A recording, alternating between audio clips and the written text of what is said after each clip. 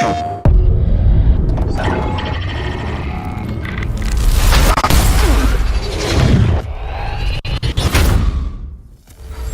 and welcome to a special look at Returnal from Housemarque. My name is Mikael, and today with us we have the game director, Harry Kruger. Hey everyone, great to be here. As well as the narrative director, Gregory Loudon. Hey, great to be here as well. So here we're seeing Celine crash landing onto Atropos and starting her first loop. Specifically, we're using footage from a couple of different run-throughs, so there will be some edits through this playthrough. But how does it differ from every single run, Harry? What are we seeing here for the first time? Yeah, so every time that you exit the initial crash landing room, you will immediately be confronted with a fairly freshly generated level, right? So we've designed Returnal to be consistently fresh and surprising for players, and every run is designed to be unique and provide memorable player stories. But some of the factors, some of the modules, if you will, might get familiar in a way, so there are some handcrafted environments that are being recycled, right? Yeah, for sure. So each of these individual levels or areas has been handcrafted so we can achieve the desired mood and quality of lighting and just get it balanced to perfection. However, how these rooms are interconnected is completely randomized in each run. And even after you familiarize yourself with some of these environments, they will always be populated with unfamiliar content. So we can see some of that unfamiliar content here. The first enemies coming at you, some quick action.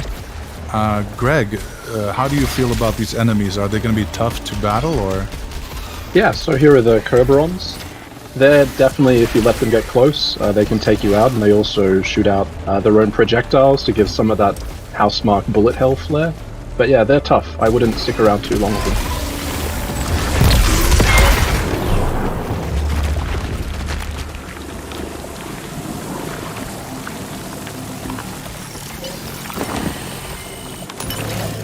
And here you have some sort of a ghost of another Celine.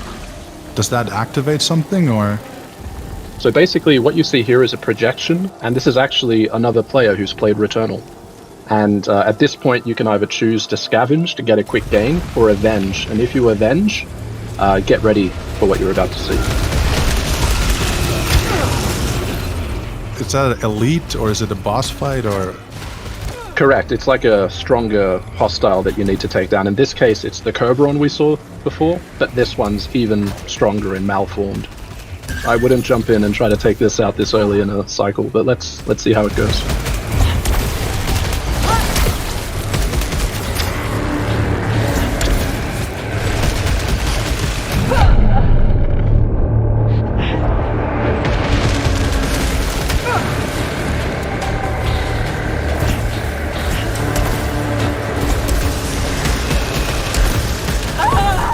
Clearly that risk did not pay off.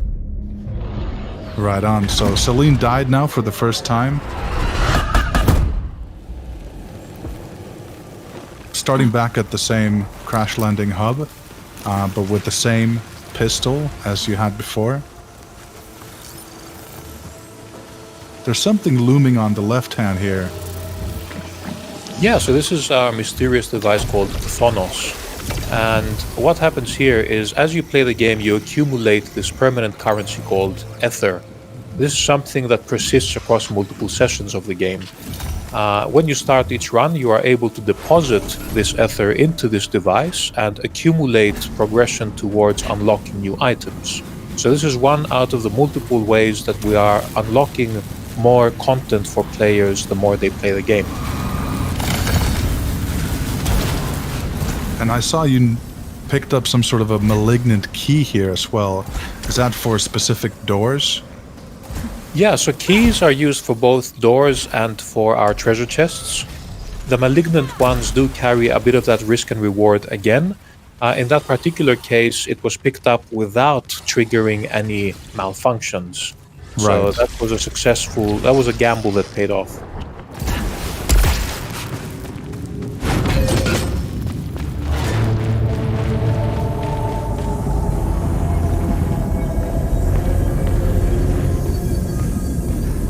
am I assuming right that these are some sort of art pieces from previous civilizations? So what you're seeing here are Xeno archives. So these is essentially, in Returnal, we cover the story of Selene, why she comes to Atropos, and what she's trying to achieve. And she's not alone here. There's also been another civilization, and these Xeno archives tell you their story. And these are largely visual storytelling, so it's something that you need to piece together.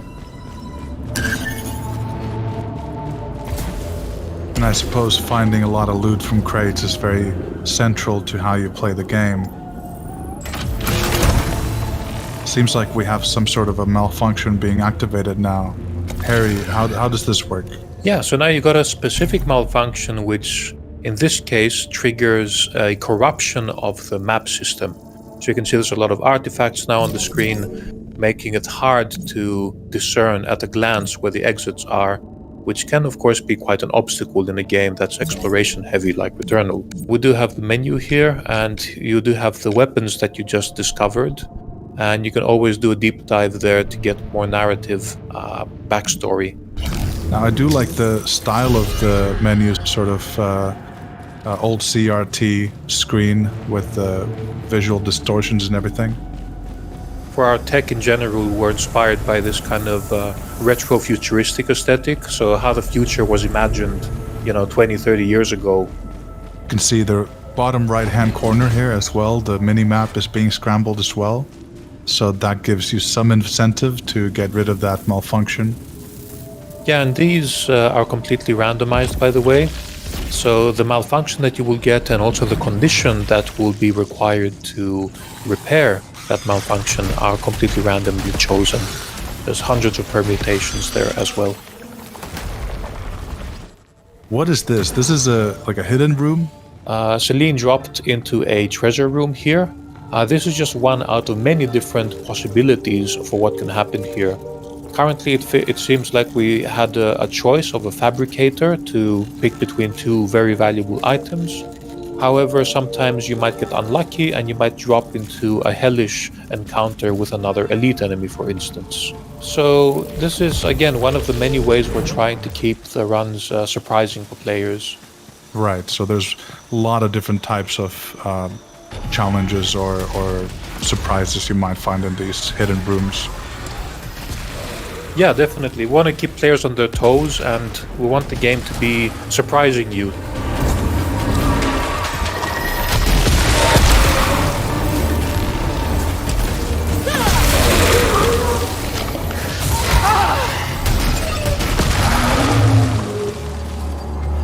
Now, I see this action going on, and there's she's being grabbed by this tentacles from above, but she's also using this sort of a blade weapon. So there's a melee weapon that you can use. I'm guessing that's an unlockable skill with the blade? Correct, yes. So that's one of the many permanent progression abilities that Selene can unlock in the game. It does give you more strategic possibilities in combat, and also grants access to new rewards and new areas that were previously inaccessible. Here we can see the portal to the next biome, but before that we have to find the anathema key. Yeah, anathema. So that means damning or curse.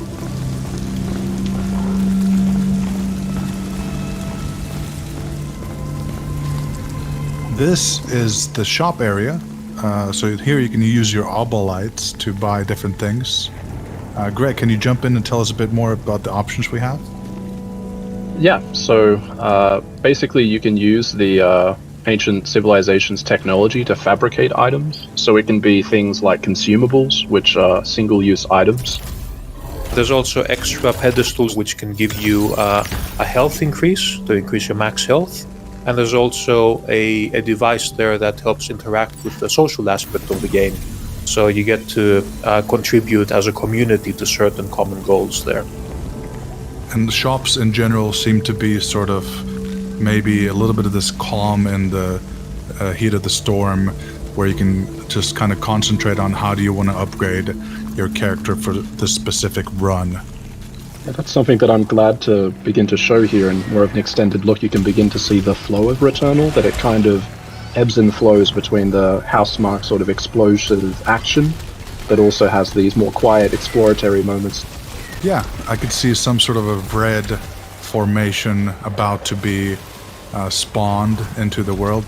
Yeah, so every time that you play through these environments, they will be populated with some unique combinations of enemies.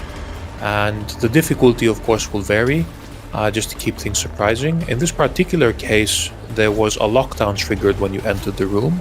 And there's a central challenge in the middle where there is a slowly spawning large enemy, while separate waves of enemies are continuously spawning on the sides.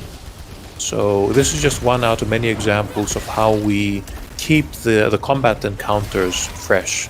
The only way to proceed now is to eliminate all of the enemies and the lockdown be lifted.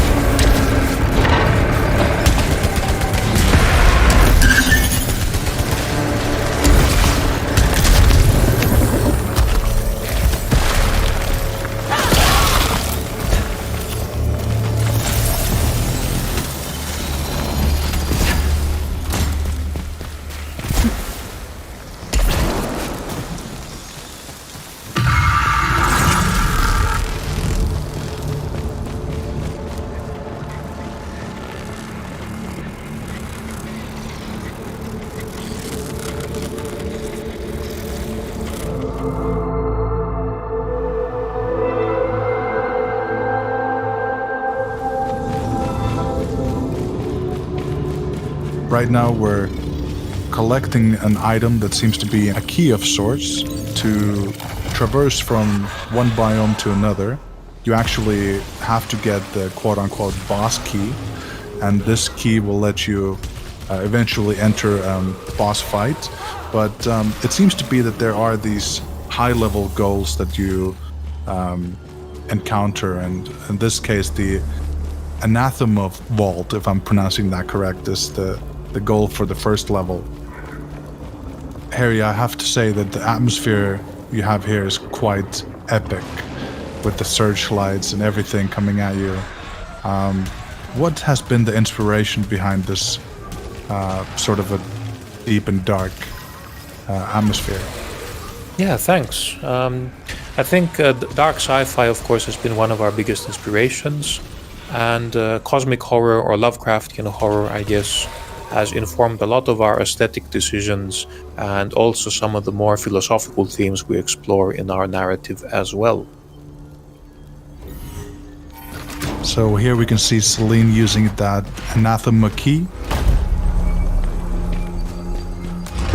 The strange energy source is beyond this. It might be tied to White Shadow.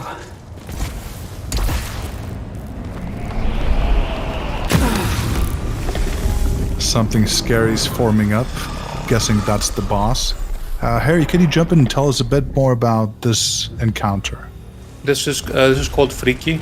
So this is just, again, we've been relying quite a bit on Greek mythology for a lot of our narrative themes.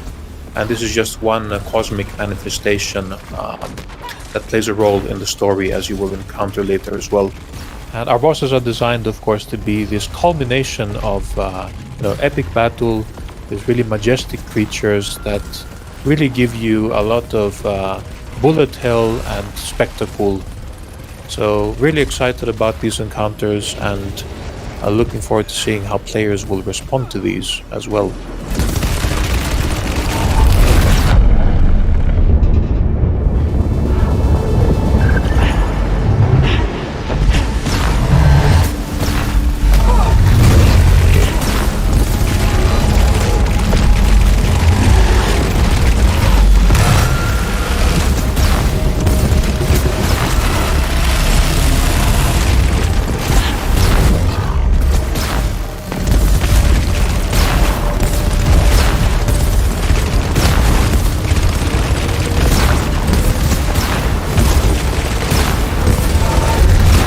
Very exciting action there. I really wonder how it ended up being. But I suppose we'll make our way to the next biome, the Crimson Wastes. Here we can see Celine going through a portal, and quite quickly the SSD is able to maneuver us over to the other side. Greg, do you want to jump in here and tell us a bit more about this environment? Sure. So, Selene has just arrived in the Crimson Wastes. This features different hostiles, a different story to uncover, and of course there's a different boss to fight as well. You can see here it has a very different visual style, and each biome is intended to provide a different challenge, and also a different feeling.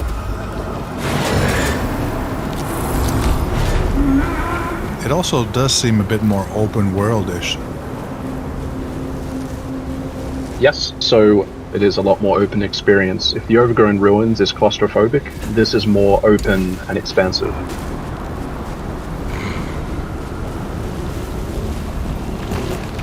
Yeah, so as Greg was saying, I think each biome has been envisioned to have its own unique story, of course, and its own role, and also to be very different from each other. So each biome should provide its own very unique flavor of gameplay and encounters.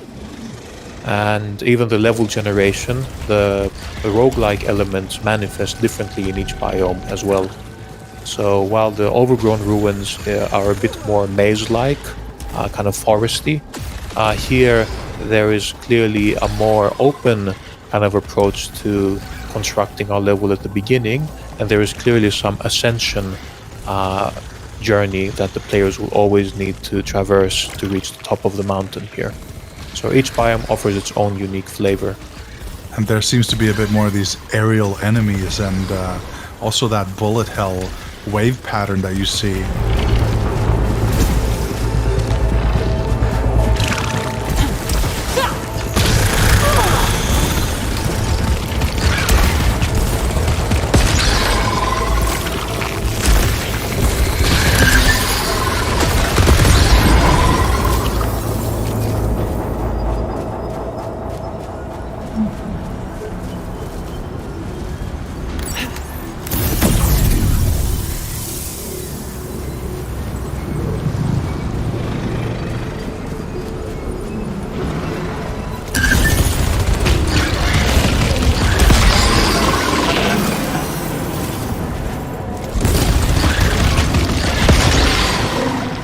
Now I see Selene here taking on some enemies and just wondering if she's having a bit of a tough time.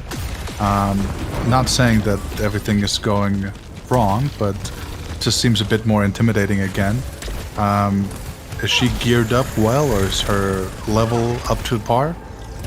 Yeah, I think it's looking a bit tight. Perhaps here Selene didn't invest that much into increasing the max HP in the Overgrown Ruins. And I think the proficiency level is maybe a couple of levels lower. So it's 5, it's manageable. But normally if you had invested more time to increase this to like 7 or 8, your chances of survival would be a bit higher here. Maybe some more time should have been spent because clearly that run did not pay off. But then again, that's a big part of the game. And, respawning at the beginning actually does give you new story and narrative beats as well. So thankfully we did beat the boss here in Overgrown Ruins, so we can actually make our way back to the Crimson Wastes without beating that boss again. Oh, cool. We encountered the house. Greg, would you like to share a bit of info about this, man? Sure, yeah. So the house is used in Returnal for us to kind of explore Selene as a character more and give you more meaning into the story of Returnal. You actually experience these in first person, which allows us to provide you with a greater sense of intimacy and connection to Selene. But we won't show you that on this playthrough, so you'll have to play it in the game ahead. I just love the way the environment and those little fireflies and the fog interacts. Must say you guys created a pretty immersive environment to be in. And the tentacles, just the tentacles are something so hectic to look at every time you see them. Yeah, those have been really fun to work on. Aside from being a pretty cool showcase of our VFX tech, I think they can also look quite intimidating as well, and they also help with the gameplay communication too. So when an attack is charging up, you can see the tentacles also flailing and charging up the energy too.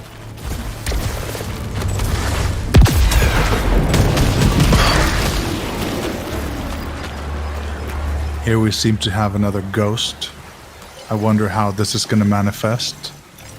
Previously we saw that elite.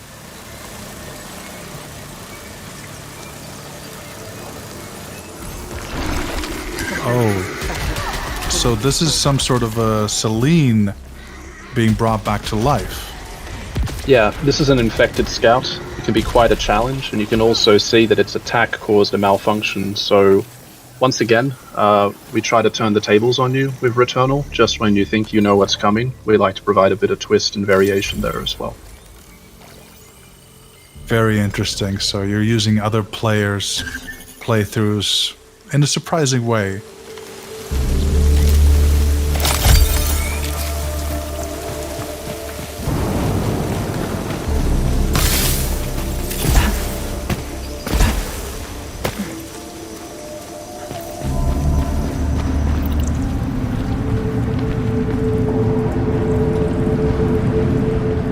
So the Crimson Waste portal is now open again because we unlocked it on a previous run. So you can choose directly to go back to that next biome as well.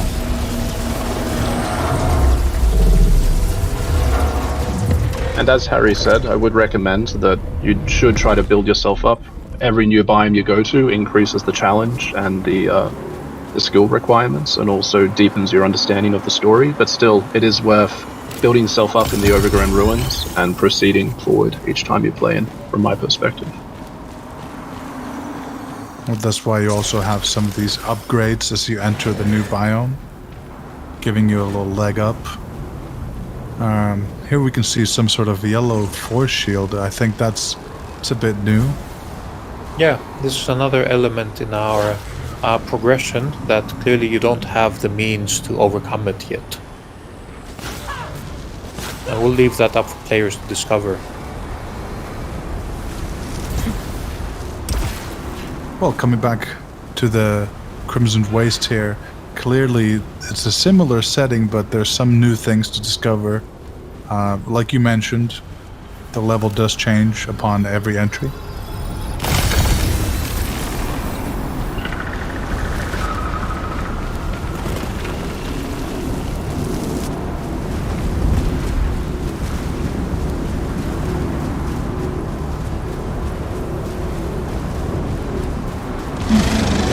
Some of the pesky flying monsters here again.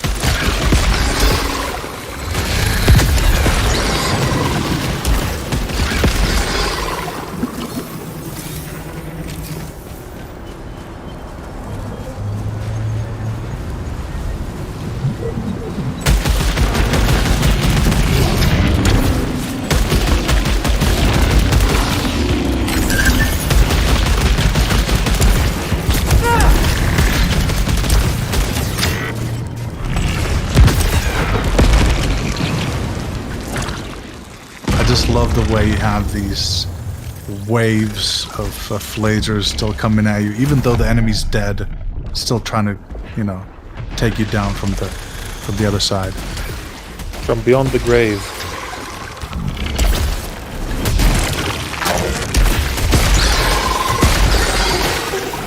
But it's all a part of that bullet hell sort of design philosophy, keeping your character in movement.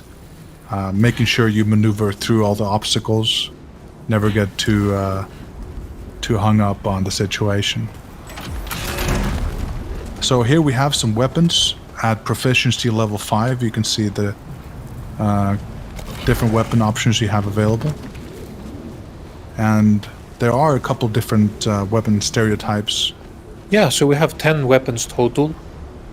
All of these have their own unique archetypes and unique baseline behaviors.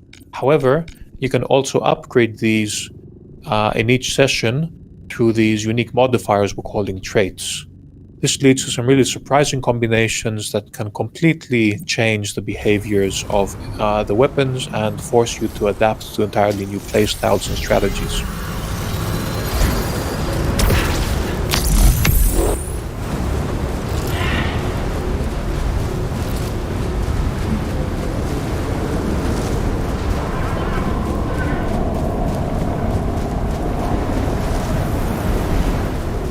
I can see here at the top left corner we have these 2 malfunctions detected. Are there only 2 at a given time? Yeah, so you can have 2 active at any time. So the negative effects and the conditions to repair these are completely randomly chosen.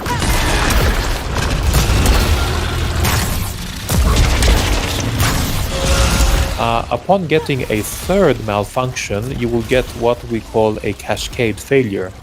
So in that case, a random item from your inventory is actually broken, and you receive a little bit of damage as well. So the stakes get higher as you accumulate more of these malfunctions, so you need to proceed with caution.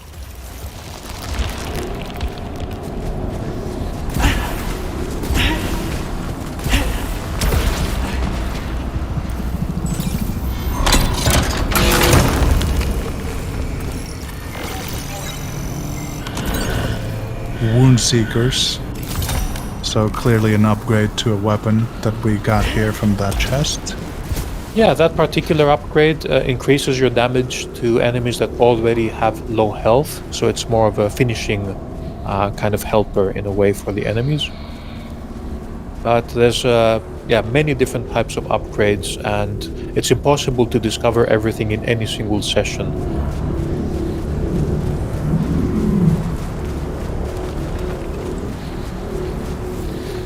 Encountered armored fauna.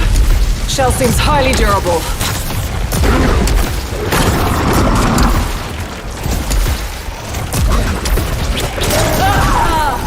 Well, I suppose that enemy was a bit too much for Celine.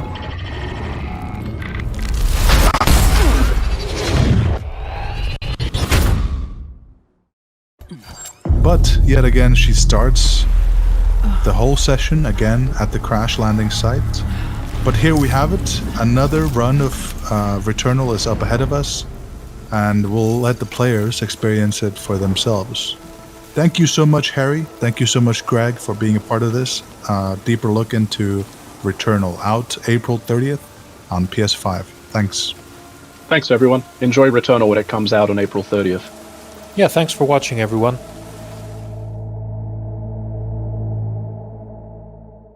PlayStation